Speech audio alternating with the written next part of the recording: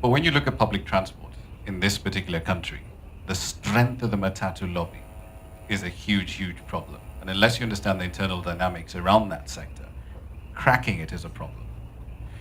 You also sit back from an outsider's perspective and you look at our politics, which is another issue. Are we going to actually deliver on policy, for example, when the Thika Superhighway was being built? Tolls are part of the plan. Then later on along the way, due to partly public and political opposition, that fell apart. So when you've got all this money sitting in this room, looking at Kenya as an opportunity, what's your advice to them on how to navigate those craters, so to speak?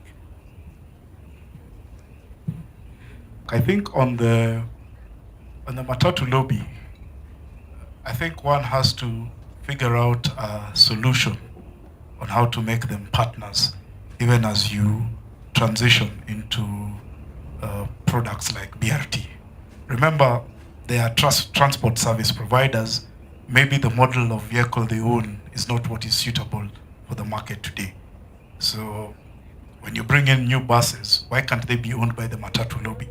Because that Matatu industry is very significant. That's a lot of local capital, but maybe it's tied up in a different structure where everyone owns their individual vehicle.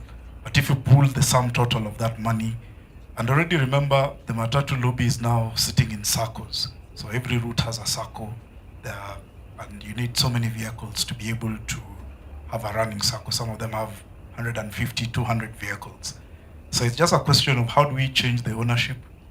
How do we make the owners comfortable that while you're not getting your 12,000 shillings per day, but you're sitting in a vehicle where at the end of the year, you probably will end up making more money.